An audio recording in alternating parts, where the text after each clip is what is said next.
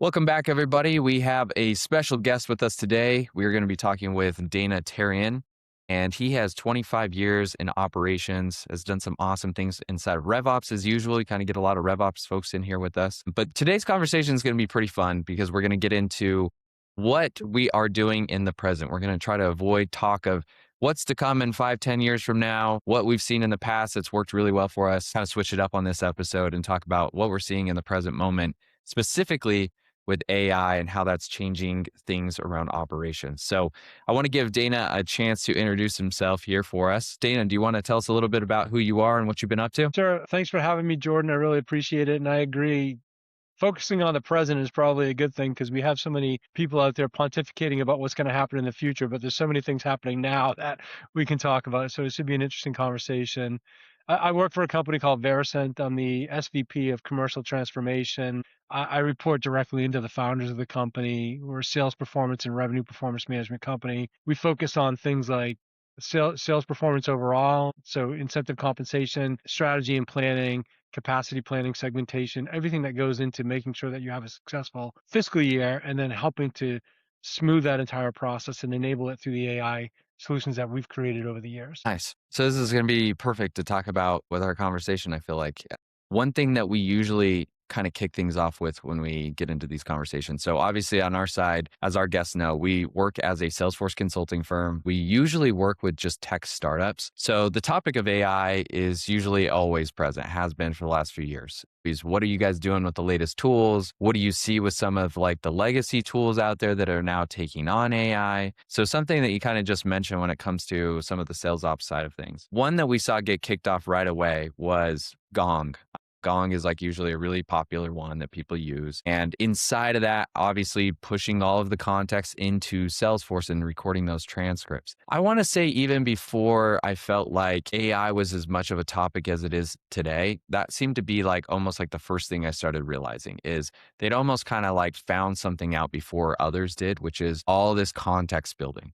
I think when you have AI and an LLM, you have your basic LLM that people will go to and try to get research from, try to get some answers from.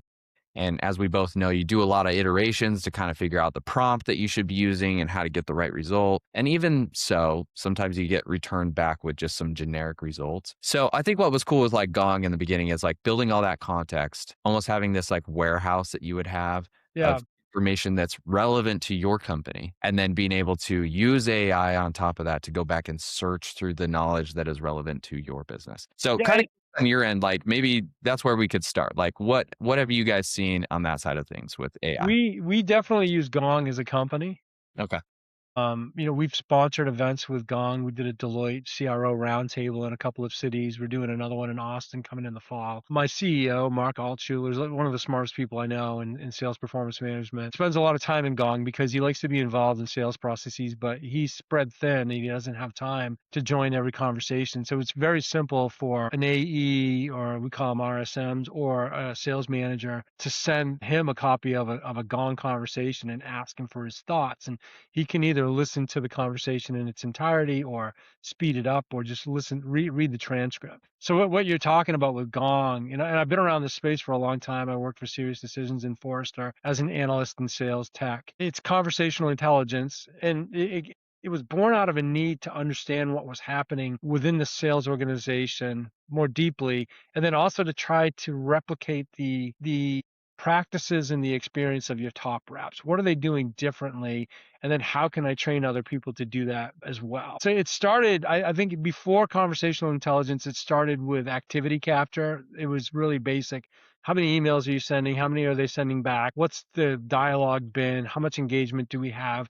And that was used as a predictor of forecast and forecast accuracy and closing. And then Gong came along and added that conversational intelligence layer on top of it. And now companies are just crazy about monitoring every single conversation in the sales organization both ways. And now everyone's got an opinion about what went right, what went wrong. I compare it to police officers having to wear a body cam, and Yeah. salespeople are the most body cammed profession in the world.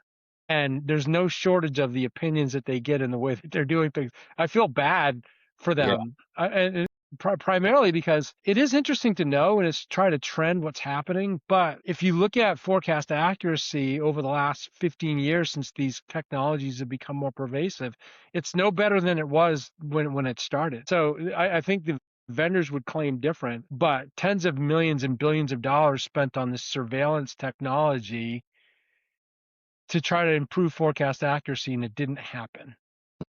And my theory on the reason why it didn't, and I wrote a blog on this probably 12 years ago, and it was on the movie there, A Few Good Men. You can't handle the truth, right? So the truth is risen by these technologies. There's no lack of truth that they project and tell you exactly what's happening, but nobody wants to hear the truth when the truth says that you're going to miss your number by 30% by the quarter. Yeah. What's the CRO going to do? Just accept that and go to the board and say, Gong says I'm going to miss it by 30%. No, they're going to weave the same tale they've always woven and try to buy themselves some time and pray that what they're being told is not true. So we're at an inflection point where all this technology is working exactly as it was supposed to work, and it's incredible the insights it can raise. And I said we're a Gong shop, but we're not in a position where we want to hear the truth. Yeah. Yeah. It's interesting too. What I was going to add to that is, this is kind of like played into, I've been messing around a little bit with like Gemini as well. So this is kind of doing something similar. Gong, like you said, pulls in all this context specifically for sales. And like now what I've seen with Gemini that seems a little bit better and more safe is I think early pioneer days, Chat GPT comes out, people start using it. What we see right off the bat is that people start copy pasting stuff right into the LLM. Yeah. A big safety concern, risks. You don't want to be doing that. And so now Gemini, what I've seen come around is looking at your Google Drive. So, hey, if I am recording these meetings, if I am putting notes in there in Google Docs and it's all stored within my own organization, now I got the little button I can click and I can ask questions just like an LLM, but it's based off my history in there. Yeah.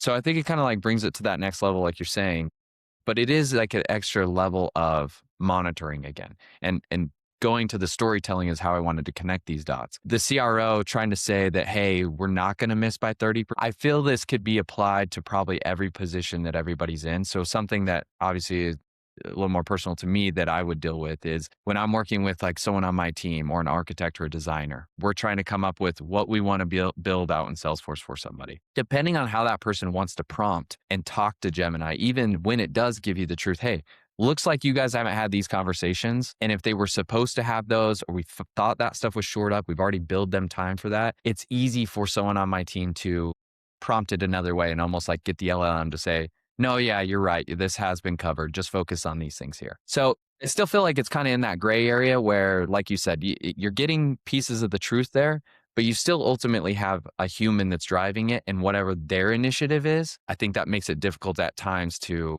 actually just see the full truth, if that makes sense. Yeah, the human in the loop is what you're talking about.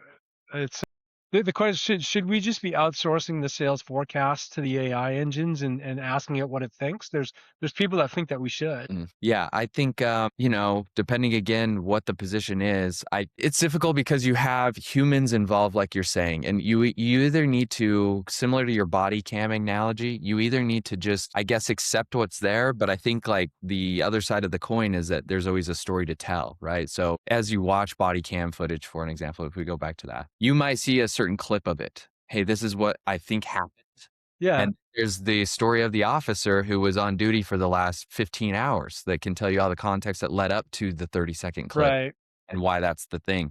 And so to your point with the CRO and my point with like a designer on my team, I think it's similar where it's like, this is what AI is telling me, but based on what? Where are we going with this? So it's either like a lack of like context that we have because we're not capturing 100% of it. And I've heard other people talk about this, like other, bigger business people where they're using like, what is it? It's not Claude, but it was like the Claw bot or something like that. Yeah.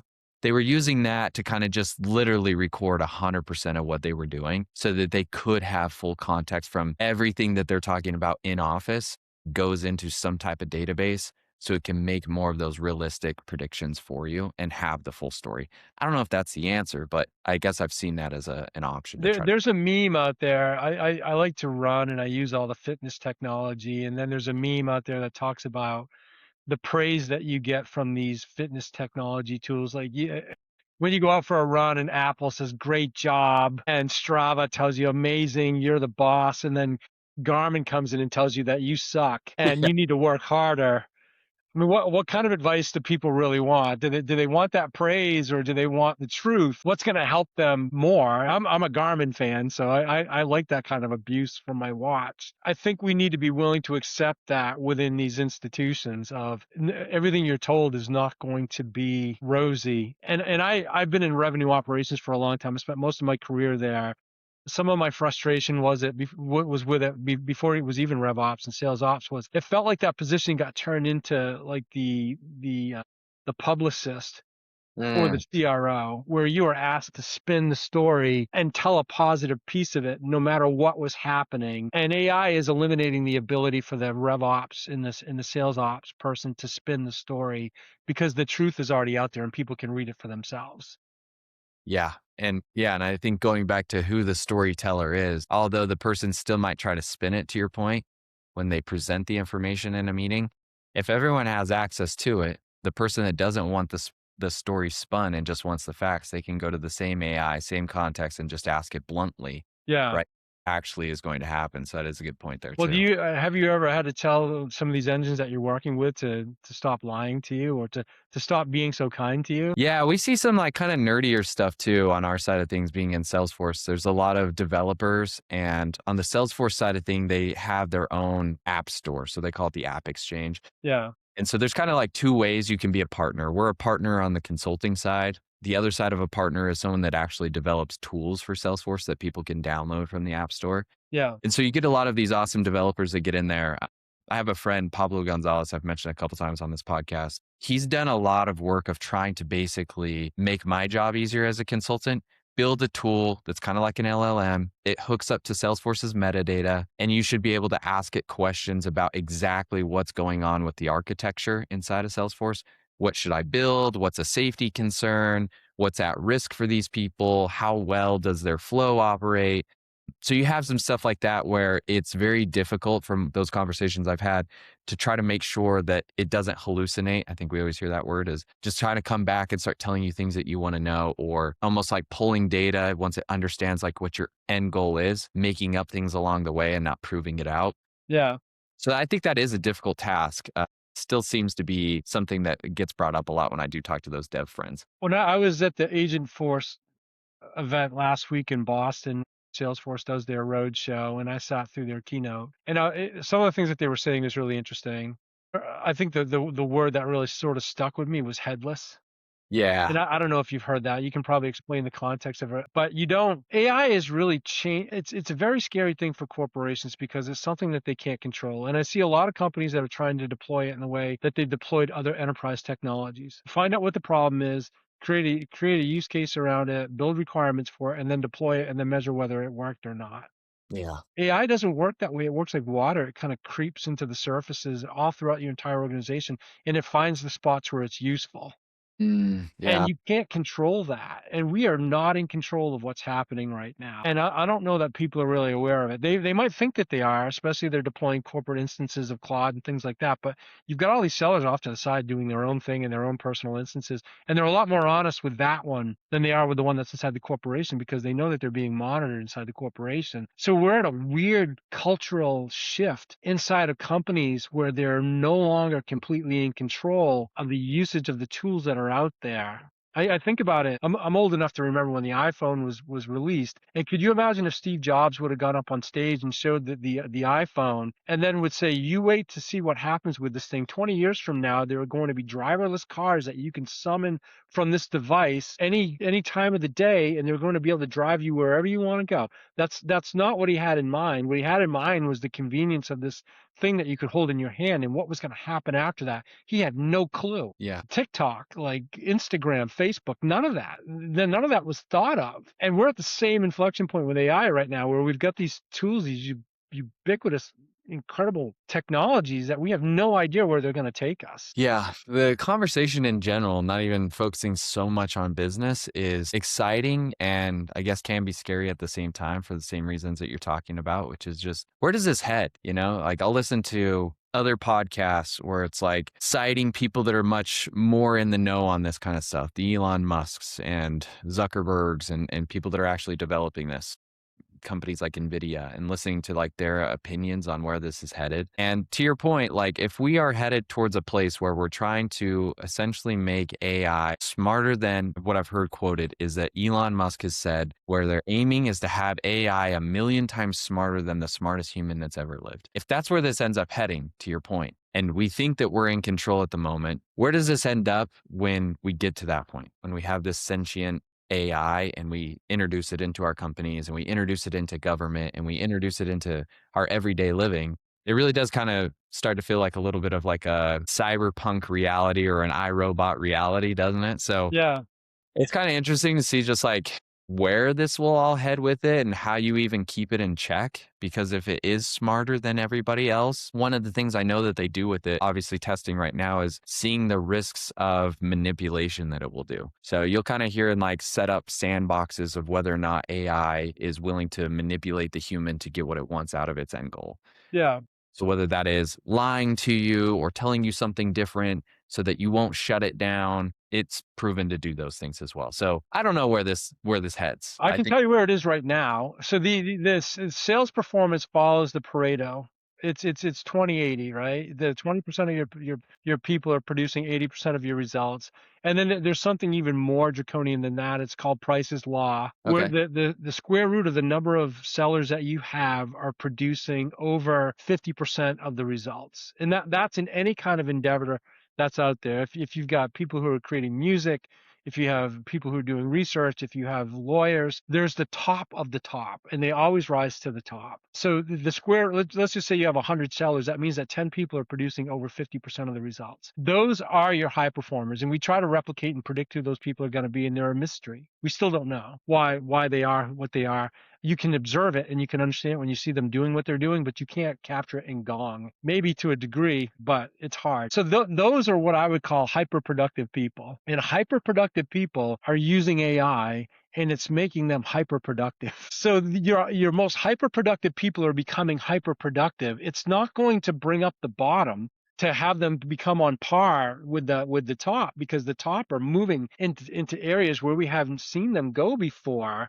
And that Price's Law, that square root might even become a more finite group of individuals who the top 2% are going to be doing 80% of the work. It's going to really skew everything. It's kind of frightening Yeah. to think about it. And also it's happening at a corporate level too. If you think about the top percentage of high performing companies, and they're committed to AI, and they're less concerned about restricting its use and more of turning on the gates to see what happens, they're going to become hyper productive and they're just going to crush their competition. So they're already so far ahead of those people who are reserved in it and Yeah. who are haven't taken a stance or are taking this wait and see attitude about it.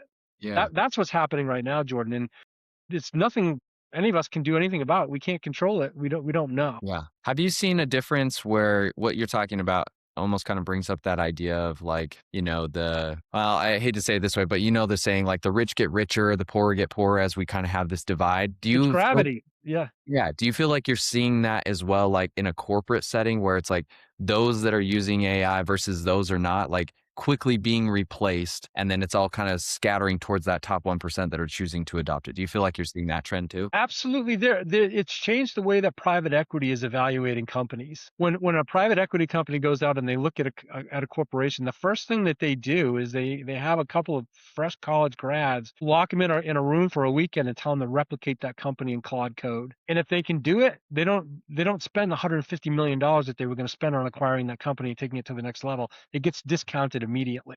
Okay. So it's like, yeah, a little bit of a better way to kind of find these ones that are building on top of like a wrapper almost, where it's Yeah, if just your like, company doesn't have some sort of a moat, if it's not adding some sort of unique value, if it's not bringing something to the table, then it can be easily replicated and either not invested in or replaced. That's why all this, you see it built into the markets now, and they call it the SaaS apocalypse. That's what happened, right? Like if you want to know what's going to happen, watch what insurance companies do, the markets they pull out, and watch where private equity invests, because they are really smart. They know what's going to happen years from now, and it's not doom and gloom.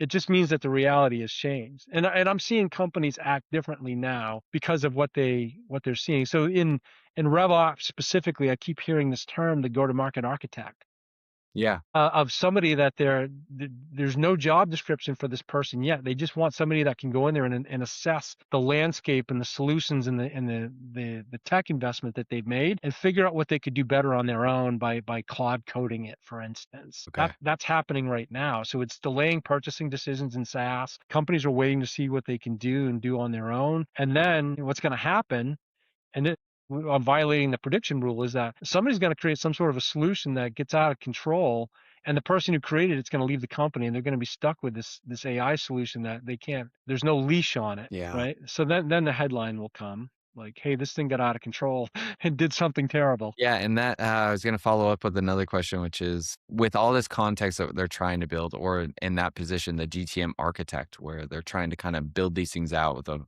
a vibe coded app for an instance, or do something in Claude to try to replicate what they're trying to do there.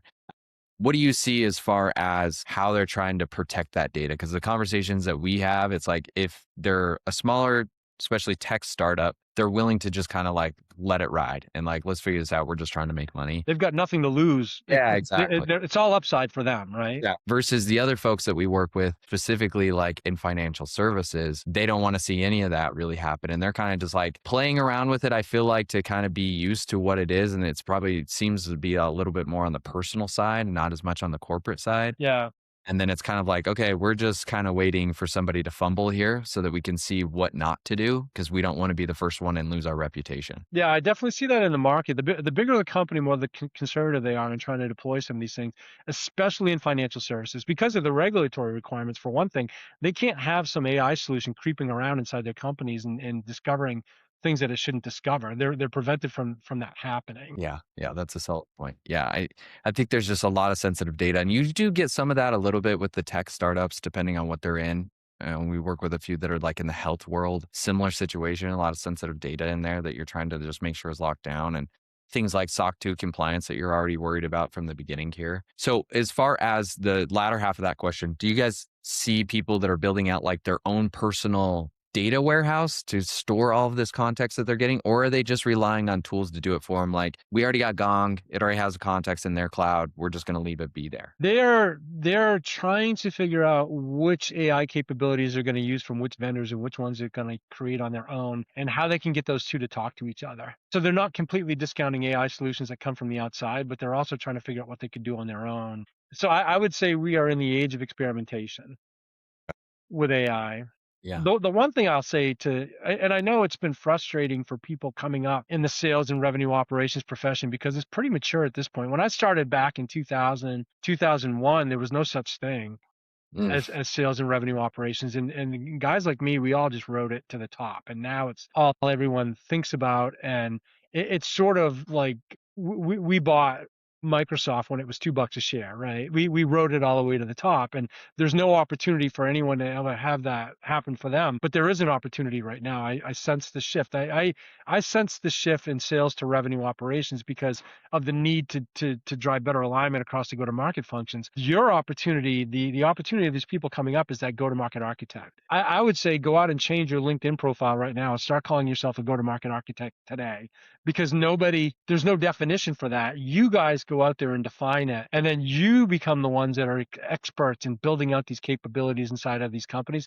Experiment all you can, build out whatever you can. It's like Excel in the early days when nobody knew what to do with it. Become those people, because your job is already in demand, and we don't even know there's a market for it. You are at the IPO stages of the go-to-market architect profession. It's really an exciting opportunity for those people. So if you're terrified that AI is going to take your job, it might if you're in the wrong job. But if you're that person, there's wealth and opportunity ahead of you right now. Yeah, I see that a lot too. There seems to be this facilitator like you're talking about in some way, one way or another. You've described it one way. I've heard it also described as someone that kind of just pulls together all of these AIs that we're mentioning and tries to facilitate how they all need to talk to one another. Or, yeah, I guess like when we think through some of these prompts that we've already talked about, right? Like, so if we are setting up some type of AI to go after on the marketing side to help sales, find our ICP and really what that person should look like and how we find that person, and we find those results are not coming back. Okay, well, I've seen some people talk about we'll have a guy that will help us do those exact things, right? Tweak those prompts to get it to the right thing. Instead of marketing as a whole trying to just do that all together, you'll have a specific individual that's good at those things that you would, Yeah.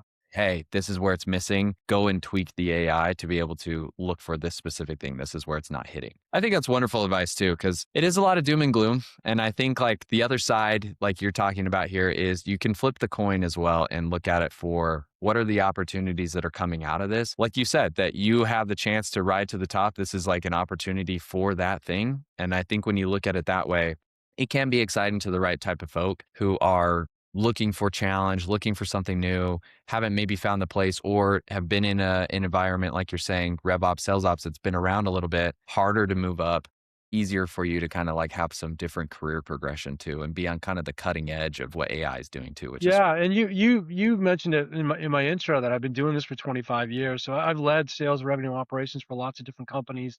I worked for one of the most prominent analyst firms out there and worked with all these sales performance management and sales tech vendors. So I've watched the evolution of this thing for the last 25 years, and I've seen things come and go. I can tell you why I joined Varicent, right? Because this AI is a fairly new phenomenon, but they started this journey back when they'd been acquired by IBM. They spent quite a few years with IBM and then spun back out. But they had built out the AI capabilities like 10 years ago. So when these companies now are trying to retrofit AI into their capabilities, they're just trying to put it on top of something that's already not working well. Varicent, I came here deliberately because they had that 10-year lead on everybody else. And we started off by talking about forecasting. Forecasting is the problem. There's two problems we all love to talk about. One of them is missed forecasts, and then the other one is terrible compensation plans. And both of those are the manifestations of poor planning inside of a company. When you haven't developed the right go-to-market plan, when you haven't deployed your resources the right way, when you haven't constructed your compensation plan the right way, when you haven't set off on day one of your fiscal year with everyone understanding their compensation plan, their territories, their quotas at sales kickoff, the whole rest of your year is spent trying to catch up and pay for that sin. So you don't have the right people in the right place, and they have all the wrong compensation plans. So you start doing sales plays, and you start doing weekly funnel reviews, and you start doing maniacal forecasting. And yeah. it's like trying to crash diet after you spent the whole holiday season just eating yourself into oblivion. You'll never get yourself out of it. So I think one of the things that's been missed, and one of the AI capabilities that is really going to take hold is in around the entire go-to-market planning. So using these AI capabilities to help you understand the market, to help you understand your people, to help you understand what's happening inside your industry and your product, and bringing that into a really elegant go-to-market plan. That's where I would be making the investment right now if I was out there as an operator. So making sure the foundation of the house is correct before talking about the windows and the paint, which is really forecasting and comp plans. Yeah, that's wonderful advice. I like your call outs too about some of the catch up by neglecting those things as well. And really kind of the spiral it can get the company in for the rest of the year trying to do that catch up. And they do it year after year, Jordan. Like they never fix the problem. It's they fire the CRO, they bring in a new CRO full of new promises, and they start off with the same problem. So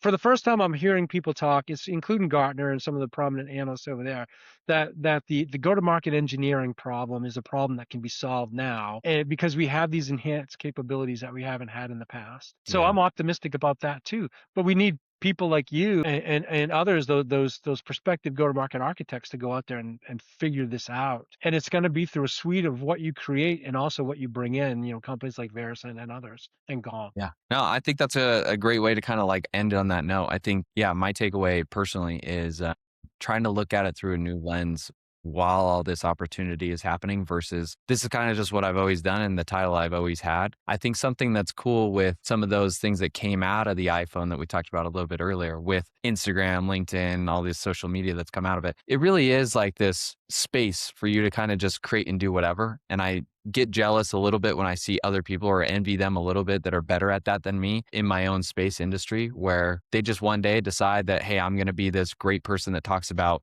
the development side of things, or I'm going to develop apps for Salesforce because I know I can, and I'm just going to put some time towards it and start posting about it. And then next thing you know, it's been a couple of years of them doing that. And now you think of that person as the guy that is pioneering that space or pioneering that product. They're going to look really smart when they were just as confused as everybody else. They just took the ball and ran with it, and that's what we need now. Yes. And I think the opportunity for your company is you're not just Salesforce implementation now; you're suite implementation. They want to know what you can bring to the table. Every company is an SI now.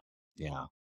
And they want to know what you can bring to the table to just turning on fields in Salesforce. It's more than that. It definitely is. And a lot of it behind the scenes, like you're talking about, it's almost impossible at this point to not touch some other type of middleware. So it's like, yeah, we're going to mess around with Salesforce, but we're also going to be messing around with probably Zapier and Make.com and Trade.io and all these other tools that get implemented into different operation settings, whether that is something like a Gong or, whatever, Zoom Info stuff. Yeah, they want someone that went out there and experimented with all that and figured out the perfect suite that works today. And it might be different 2 years from now, but for now, this is what we recommend. Yeah, exactly. Like, what is the perfect AI tech stack to get us going in our position? Right. Yeah, that's a great takeaway. Well, the good news is we are all experts. We're as experts as any of the experts that are out there right now. The ones that go out on LinkedIn and say, 10 easy steps to AI deployment, they're just full of it because they started at the same line we did. They're just pretending to be smarter. That's all. Yeah, it's very true. And it kind of goes back to what I was trying to call out there is like the only difference is they're the ones like willing to go out there and try to push it that way versus somebody that maybe isn't. But a lot of the times they're the one that reap the benefits from that too. Yeah, and they're learning and sharing as they learn. So good for them. Yeah, for sure. Okay, well, before we end this call, I want to obviously give everyone an opportunity to find you where you want them to. Is there any social links you want to push them to, blogs or anything like that? Yeah, I think the best way to find me is on LinkedIn. And I also wrote a paper. You could Google it. It's on the Varicent homepage called Organizational Physics. And it talks about the underlying problems that have created that we created that have prevented us from achieving all the things that I just mentioned, like starting off with a fast start and ensuring that your go-to-market structure is correct. Solve that problem. Okay. Well, we'll make sure that we link both of those in the description below for folks. And just want to say I appreciate your time again and look forward to speaking with you a little bit more after this as well. Thanks, Jordan. All right. Thank you. All right.